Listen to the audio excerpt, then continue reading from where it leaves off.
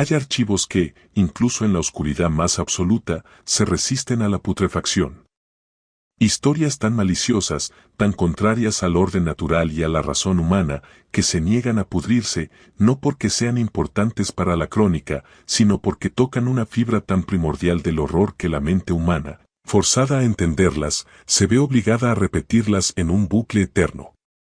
Aguascalientes. 1968. La víspera del progreso. Si han escuchado alguna de nuestras narraciones antes, si han pasado tiempo con nosotros en esta exploración de lo que el tiempo, la policía y la lógica intentan desesperadamente borrar, saben que valoramos su presencia en la oscuridad.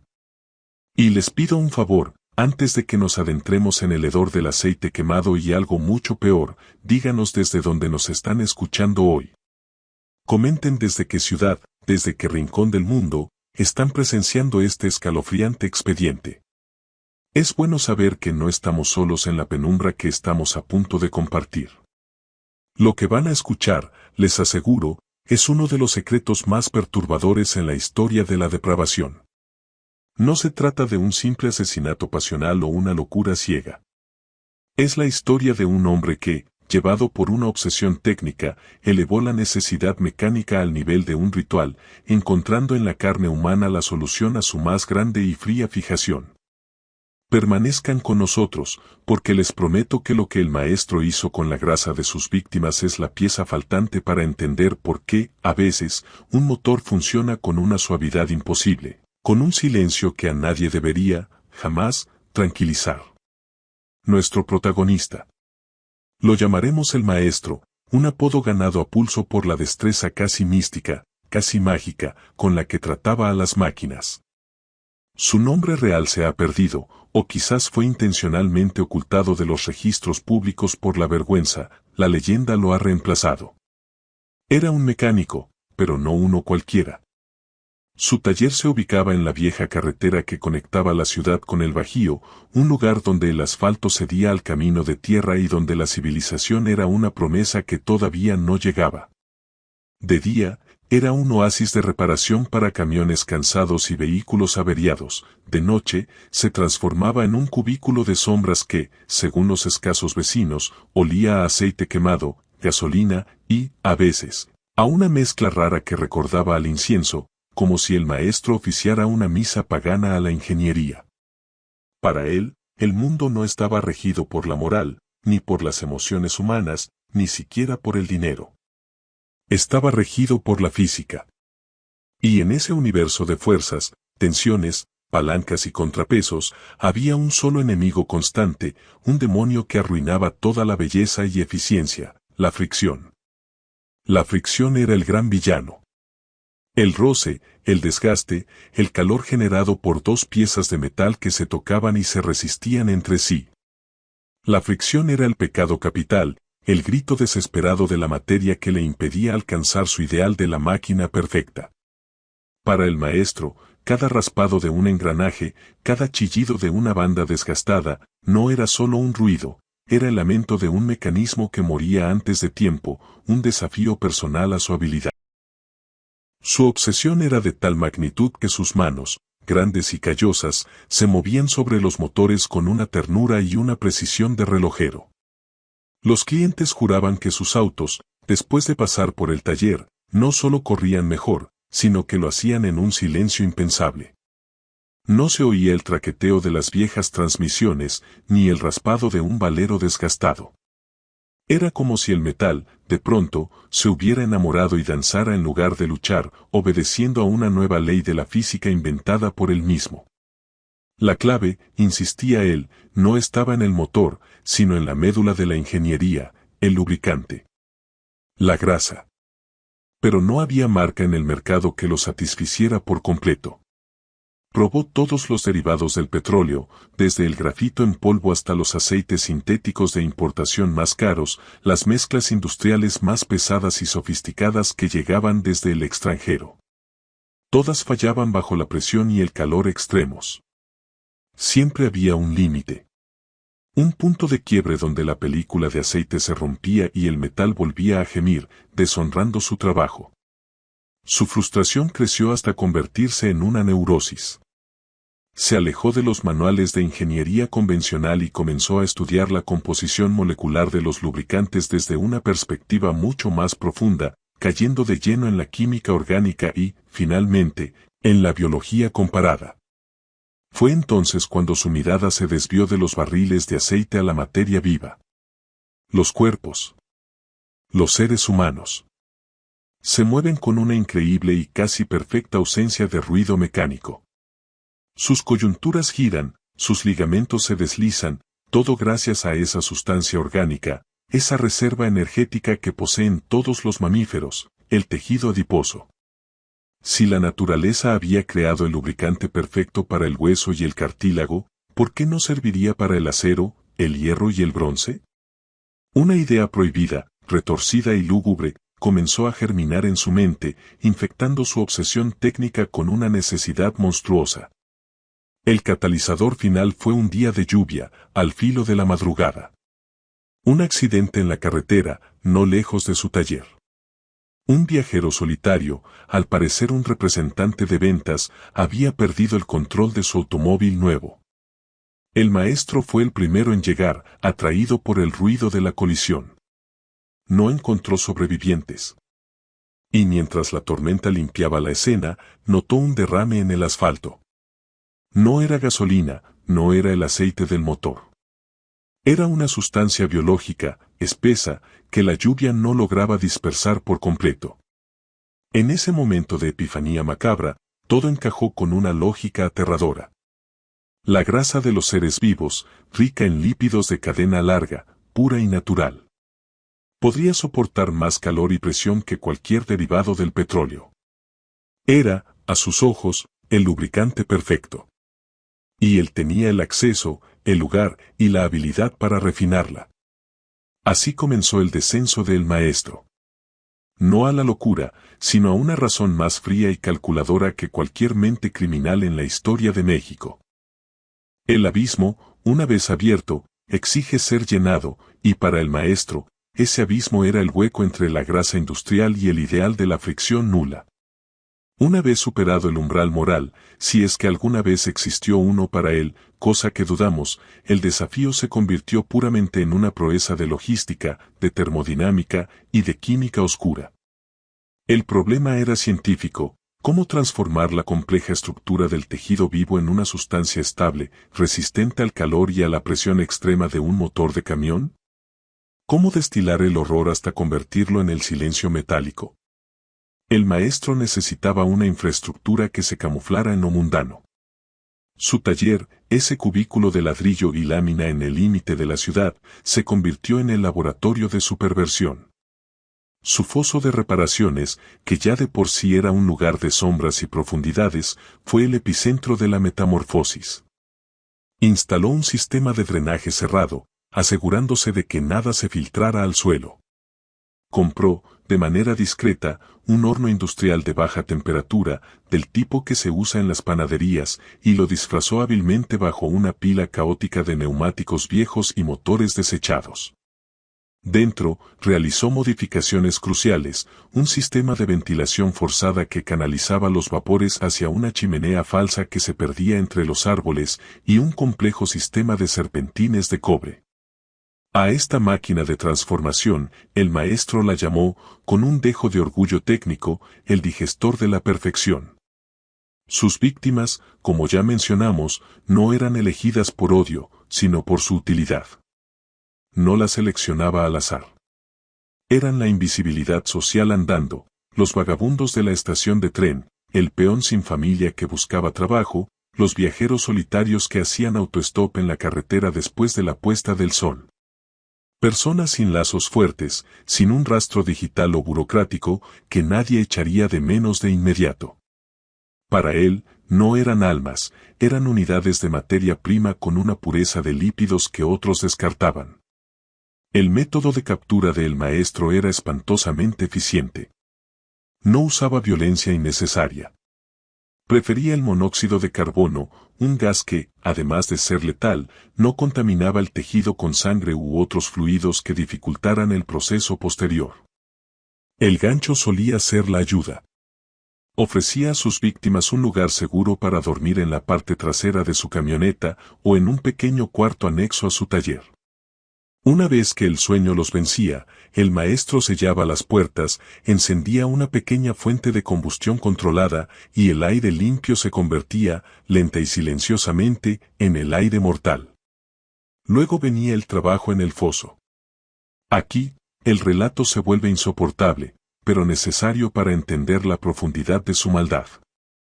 El maestro utilizaba herramientas que le eran familiares, poleas, ganchos y la fuerza de su prensa hidráulica para mover los cuerpos al interior del digestor. El proceso de refinado era una hidrólisis ácida y una cocción lenta, controlada con una precisión que rozaba lo académico. No se trataba de quemar o incinerar, sino de disolver y separar el tejido adiposo del resto de la estructura corporal. Era un proceso lento que podía tomar hasta 72 horas, lo que explicaba el olor persistente a carne chamuscada, mezclado con especias químicas que él quemaba como ofrendas para cubrir el aroma a cebo hirviendo.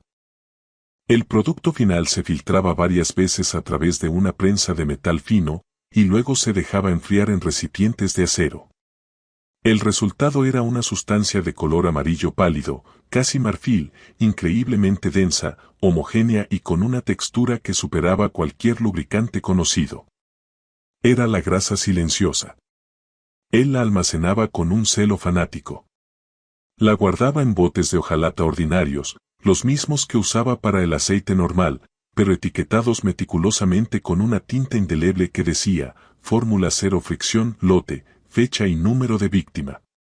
Una vez a la semana, probaba la nueva receta en un motor experimental que tenía en el rincón más oscuro del taller, un motor de prueba que solo él manejaba.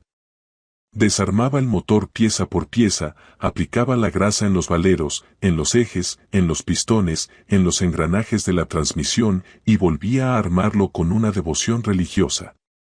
El motor funcionaba con una suavidad tal, un sonido tan amortiguado y perfecto, que el maestro sentía que había resuelto la cuadratura del círculo, alcanzando una perfección técnica que no era de este mundo. Las desapariciones continuaban. Una cada 2 o 3 meses. Lo suficiente para mantener su suministro y no levantar sospechas masivas en una ciudad que aún crecía y miraba hacia otro lado. Sin embargo, los rumores, como finas grietas en un muro, comenzaron a circular. Los clientes notaban que el hombre se volvía cada vez más delgado, más pálido, con un brillo fanático, casi febril, en los ojos. Notaban también un inventario extrañamente bajo de aceite y grasa industrial en su taller. ¿Por qué tienes tan pocos botes de grasa nueva, maestro?, le preguntaban los camioneros. Y él sonreía, una mueca seca. Solo uso la que funciona, respondía. Y sus motores, por supuesto, seguían rugiendo con un silencio imposible. El horror ya estaba trabajando, invisible, dentro de los vehículos de Aguascalientes. Música, el ritmo de la prensa hidráulica se vuelve más lento y espaciado, como un latido que falla. El tono bajo se intensifica con un chirrido metálico breve y agudo que se repite ocasionalmente. La perfección es un estado efímero, y el maestro, en su búsqueda por la fricción nula, ignoró la única fuerza que no podía lubricar, la casualidad. La primera parte de 1969 transcurrió bajo la misma calma engañosa. El maestro continuó su rutina, un ciclo de espera, captura, refinado y aplicación. Sus víctimas eran ya una cifra de 7 almas olvidadas, y sus botes de fórmula cero fricción se alineaban en una estantería oscura con la precisión de un farmacéutico, cada lote con una viscosidad ligeramente diferente. El secreto estaba guardado con la rigidez de un engranaje sin holgura. Pero los patrones, incluso los negativos, dejan vacíos. Y 7 desapariciones en un periodo de 14 meses, por muy dispersas que fueran, empezaron a resonar en la Comandancia de Policía de Aguascalientes. Los casos, inicialmente clasificados como abandono de persona o cambio de residencia no notificado, fueron reabiertos por un joven y ambicioso oficial, el comandante Echeverría. Echeverría no buscaba asesinos, buscaba tendencias. Y la tendencia era que la gente sin arraigo desaparecía en el mismo corredor carretero, la periferia este de la ciudad. El radio de búsqueda se estrechó de una forma alarmante para el maestro.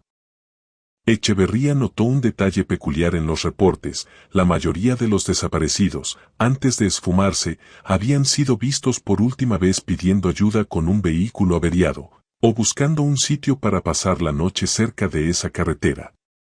La lógica simple del policía era: si hay problemas mecánicos, hay un mecánico cerca. Y en ese tramo de carretera, solo había un taller que funcionaba con regularidad, ese cubículo anónimo y polvoriento del que emanaba un olor singular. El primer error del maestro, sin embargo, no fue logístico, sino de soberbia profesional. Ocurrió con un cliente habitual, don Raúl, un carnicero de la ciudad que poseía un viejo camión de reparto. Don Raúl era un hombre de hábitos, y su motor, un motor diésel ruidoso y fiel, había sido reparado en 3 ocasiones por el maestro. La última vez, la reparación había sido milagrosa. El camión ahora sonaba como un automóvil de lujo, silencioso y potente. Don Raúl, impresionado, preguntó al maestro si podía venderle un bote de esa grasa mágica. El maestro, preso de su delirio de exclusividad, se negó. Es una fórmula especial. Solo para uso interno, sentenció con frialdad. Don Raúl, molesto por el secretismo, decidió ir por su cuenta. Una tarde, mientras el maestro estaba ocupado bajo un tractor, el carnicero deslizó un bote vacío bajo un estante y regresó por la noche, cuando el taller estaba cerrado. Entró forzando una cerradura de servicio y se dirigió a la estantería de los botes. Tomó uno de los recipientes etiquetados con la fórmula cero fricción y lo abrió. El olor no era a aceite, sino a algo más denso, mineral, con un dejo acosido que don Raúl, por su profesión, reconoció vagamente como animal. No le dio importancia, pensó que era una base exótica de sebo animal. Llenó su bote y se fue, convencido de haber robado el secreto de la perfección. Mientras tanto, la investigación de Echeverría lo llevó a una simple visita de rutina. Llegó al taller del maestro en la mañana. El ambiente era de orden enfermizo. Cada herramienta en su sitio. Ni una sola gota de aceite en el suelo, lo cual era increíble para un taller. El maestro, con su delgadez nerviosa y su pulcritud, no encajaba con la imagen desordenada y sudorosa de un mecánico promedio. El comandante, con un tono casual, preguntó por la gente que viajaba y se perdía por el área. El maestro, con una calma ensayada, respondió: el camino es largo, comandante. La gente se va. Yo solo reparo lo que se queda. Echeverría notó el olor en el aire, esa mezcla de combustible y especias que el maestro quemaba. Preguntó por ella. El maestro dijo que era un repelente para las ratas. Pero un detalle se le escapó. En el rincón más alejado, donde la luz apenas llegaba, Echeverría vio el motor de prueba. Era un motor pulido hasta el brillo. Y en la base de ese motor, sobre el polvo, no había aceite negro, sino un residuo amarillento, casi cristalino, que no se parecía a nada que él hubiera visto. Era el sedimento de la grasa silenciosa que se había secado. El maestro, sintiéndose observado, cometió su primer error verbal. Su voz, que hasta entonces había sido monocorde, se elevó en un tono defensivo e inusual. Esa es mi creación, comandante. La perfección. Lo más puro que existe para un motor. No la toque. Echeverría se fue sin decir más, pero el nombre del maestro y ese olor anómalo quedaron anclados en su mente. Sabía que en ese taller había un secreto. Pero no sospechaba, ni en su pesadilla más vívida, la naturaleza real de esa grasa perfecta.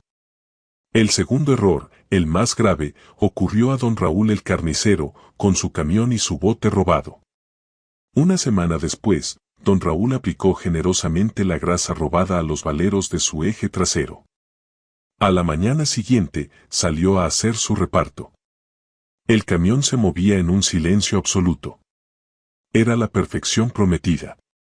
Sin embargo, Al llegar a la carretera, los valeros, expuestos a la velocidad y al peso, generaron una temperatura extrema. La fórmula cero fricción, aunque resistente, tenía un punto de ebullición orgánico distinto al mineral. Los gases generados en la combustión comenzaron a escaparse por el eje, llevándose consigo un olor penetrante y terrible. Los conductores que pasaban junto al camión de don Raúl se tapaban la nariz. El camión, que se movía con la suavidad de un fantasma, ahora despedía un hedor inconfundible. Un olor a cebo humano quemándose, un aroma dulce y nauseabundo que don Raúl, por su profesión, reconoció de pronto, y el miedo lo paralizó. El secreto de la grasa no era su eficiencia, sino su origen. El carnicero sabía que lo que estaba lubricando su camión no era animal de granja, sino algo más. El hedor. Es la señal ineludible, el código que el cuerpo humano emite cuando la descomposición ha sido intervenida, cuando la carne se niega a permanecer en su estado natural. El comandante Echeverría lo había olido de forma sutil en el taller. Ahora, ese mismo hedor, magnificado y cocinado por la fricción del metal, se convirtió en el grito de las víctimas. Don Raúl, el carnicero, paralizado por la revelación, condujo su silencioso y fétido camión directamente a la comandancia de policía. Su rostro era una máscara de terror y náusea. No podía hablar. Solo señalaba su camión, ese vehículo ahora maldito, que humeaba levemente desde los ejes traseros, impregnando la atmósfera con el aroma de la traición y la muerte. Echeverría y sus hombres, al acercarse, sintieron el golpe. Ese olor no era a aceite, ni a neumático quemado. Era, sí, el olor que había notado en el taller, pero concentrado, potente. Don Raúl, finalmente recuperando la voz, murmuró una frase que selló el destino del maestro y abrió la puerta al infierno: esa grasa está hecha de carne. Lo sé. Es grasa humana. El testimonio de un carnicero es difícil de ignorar cuando se trata de reconocer la anatomía. Don Raúl describió el robo, la obsesión del maestro, el misterio de sus motores perfectos y finalmente, el olor inconfundible que se desprendía al quemarse la fórmula cero fricción. Para Echeverría, la pieza final encajaba con precisión macabra. El patrón de desapariciones en la periferia, el mecánico obsesionado, el silencio de los motores y el olor a repelente de ratas. Era el momento de actuar. La noche cayó con una luna nueva, densa y sin estrellas. La escuadra del comandante se movilizó con discreción, cortando la energía eléctrica en ese sector de la carretera antes de llegar. La oscuridad era total, solo rota por las linternas nerviosas de los oficiales. Al entrar en el taller, rompieron la misma cerradura de servicio que don Raúl había forzado. El maestro estaba dentro, trabajando. No en un motor, sino en una mesa de trabajo en el rincón. Estaba limpiando y puliendo unas pequeñas herramientas de hueso, las que usaba para extraer y manipular la grasa purificada, y preparaba un nuevo lote de sus químicos aromatizantes. La sorpresa fue total. El maestro no opuso resistencia física. Al ver al comandante Echeverría, solo sonrió, con esa mueca seca, y dijo, con una voz extrañamente tranquila: viene por la perfección, comandante. No la encontrará en las leyes de los hombres. Solo aquí. El primer punto de investigación fue el horno industrial, el digestor.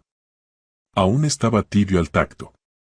Al abrir su pesada compuerta, los oficiales vomitaron al unísono. No por restos visibles, pues el maestro era meticuloso, sino por el hedor puro, encapsulado, de la materia orgánica procesada. El maestro, al ver sus reacciones, suspiró con desprecio: muestran tan poco respeto por la ciencia. Pero el verdadero terror no estaba en el horno, sino bajo sus pies. Echeverría recordó el foso de reparaciones, el lugar de donde todo mecánico trabaja. Ordenó retirar las pesadas láminas de acero que lo cubrían. Bajo ellas, la luz de las linternas reveló un espacio inesperadamente profundo y organizado. El foso no era solo para vehículos, era un quirófano de la muerte. En el fondo, encontraron las pruebas de la eficiencia técnica del maestro, herramientas de corte inusualmente limpias, un sistema de poleas y ganchos que evidentemente no eran para levantar motores, sino cuerpos. Pero lo más devastador fueron los rastros de drenaje y purificación. En una esquina del foso, bajo una rejilla, encontraron el residuo final que el maestro desechaba, restos óseos finamente triturados, mezclados con lo que parecía ser ceniza y tierra. Los desperdicios del proceso de refinación. Pero el descubrimiento que rompió la calma del comandante Echeverría y sus hombres fue la estantería. Allí, en perfecto orden, se encontraban más de 10 latas de fórmula cero fricción, cada una etiquetada con una fecha y un número romano. Era la contabilidad de su locura, la prueba tangible de al menos 10 personas desaparecidas. Al abrirlas, la grasa de color marfil brillante, la grasa silenciosa, no despidió hedor, pues el proceso del maestro era casi perfecto. Solo el silencio de esa perfección era, en sí mismo, la prueba de que algo innombrable había ocurrido.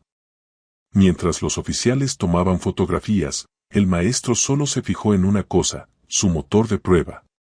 El que tenía el valero lubricado con su fórmula favorita.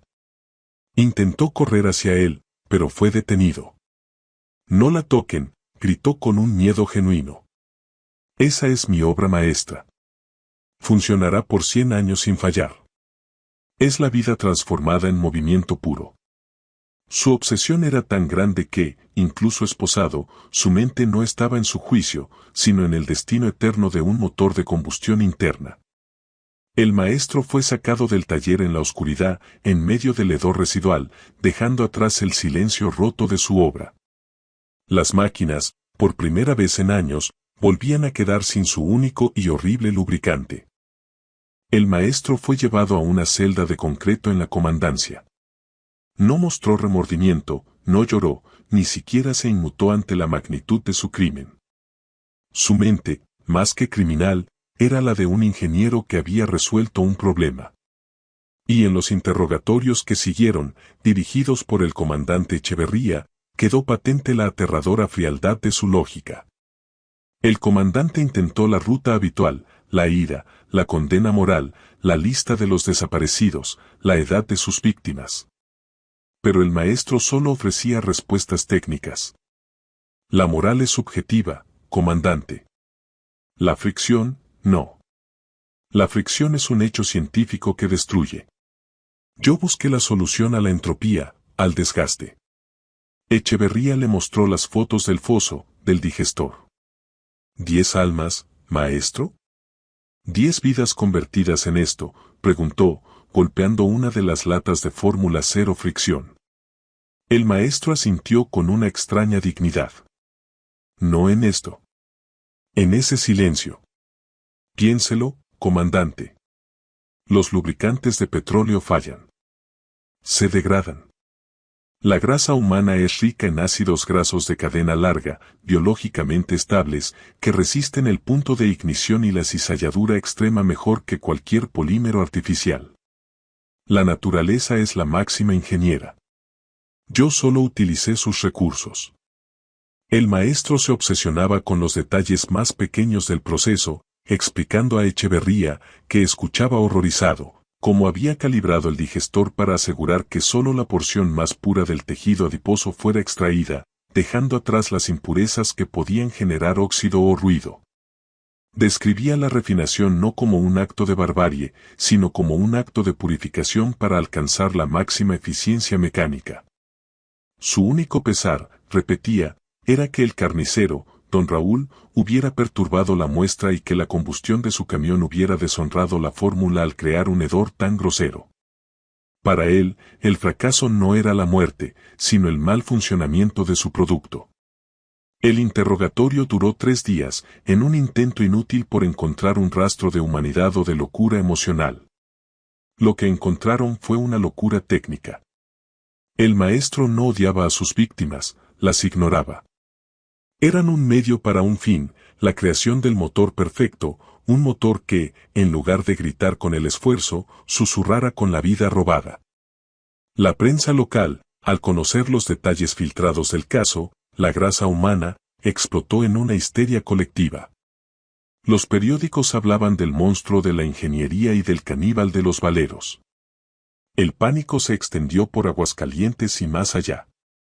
Miles de ciudadanos que habían reparado sus vehículos en el taller del maestro ahora se preguntaban, ¿qué tan lejos llegó la mano de este hombre? Mi auto, mi camión, ¿están funcionando con la vida de un desaparecido? Las autoridades tuvieron que emitir un comunicado de emergencia. Se inició una incautación masiva de piezas de repuesto y vehículos que habían pasado por el taller. Los motores eran desarmados con guantes y mascarillas, no tanto por riesgo biológico, sino por el horror psicológico. Pero en el taller vacío, bajo la supervisión de un guardia, quedaba el motor de prueba del maestro. El que había gritado por salvar. Era un motor viejo de un sedán que no se había usado en años, pero que él mantenía pulido y listo. Echeverría, en un momento de curiosidad fría, ordenó a un técnico que lo encendiera. El motor cobró vida, y el sonido fue, nada. Un zumbido de baja frecuencia. Ni un golpe de pistón. Ni un raspado de engranaje. El motor funcionaba con una suavidad imposible, con una falta de vibración que era sobrenatural. Era, objetivamente, la máquina más perfecta que el técnico y Echeverría habían escuchado jamás. El maestro había logrado la fricción casi nula. Había logrado el silencio de la perfección. El comandante Echeverría, al apagar el motor y sentir ese silencio abrumador, se dio cuenta de la dimensión del terror. El crimen del maestro no era solo haber matado, era haber demostrado que la obsesión, llevada al extremo técnico, podía transformar el horror más puro en la belleza más perfecta. El verdadero espanto no eran los huesos en el foso, sino la innegable eficiencia de esa grasa. El legado del maestro era el silencio de un motor funcionando con una vida robada, un silencio que el metal de Aguascalientes nunca podría olvidar. El juicio del maestro fue rápido y brutal. La evidencia era irrefutable, apilada en botes de hojalata y sedimento óseo. La sociedad de Aguascalientes, en un estado de trauma colectivo, exigía una condena ejemplar, una purga del horror que había utilizado la base de su economía, el motor, la movilidad, el progreso, como instrumento de asesinato. Sin embargo, incluso en la sala del tribunal, el maestro mantuvo esa aterradora calma técnica. No se defendió con negaciones, se defendió con su propia versión de la verdad de la ingeniería. Ante el juez, ante los familiares de las 10 víctimas confirmadas, el maestro habló de la tiranía de la fricción y de la liberación de la materia. Mi única culpa, declaró con voz monótona, fue no haber patentado el proceso. Es la única forma de que mi trabajo hubiera sido entendido por la ciencia, en lugar de ser condenado por la moral. Fue sentenciado a la pena máxima, y pasó sus últimos años en prisión, no consumido por el arrepentimiento, sino por el recuerdo de sus logros técnicos. Se dice que pasaba horas garabateando fórmulas complejas en las paredes de su celda, diagramas de engranajes y cilindros, siempre intentando diseñar un digestor aún más eficiente, una forma aún más pura de extraer esa grasa silenciosa. Su única tristeza era saber que el motor de prueba había sido desarmado, su obra maestra de perfección efímera desmantelada para ser usada como prueba del crimen. Para él, ese era el verdadero desperdicio, la gran tragedia de la humanidad. Pero el horror, mis amigos, no desapareció con la sentencia. El legado del maestro se incrustó en el subconsciente de la ciudad. El miedo se volvió tangible, lubricado en el metal. Piensen en ello, la policía, bajo la orden de decomiso, no pudo rastrear cada vehículo. ¿Cuántos botes de Fórmula Cero Fricción había vendido o regalado el maestro a sus clientes más importantes antes de ser descubierto? Se estimó que al menos una docena de vehículos pesados, flotas de camiones de carga y autobuses de pasajeros, seguían circulando por Aguascalientes y el resto del Bajío con las piezas lubricadas por esa horrible sustancia. La gente empezó a desarrollar una neurosis con el ruido. Un motor demasiado silencioso en un camión viejo se convirtió en un presagio.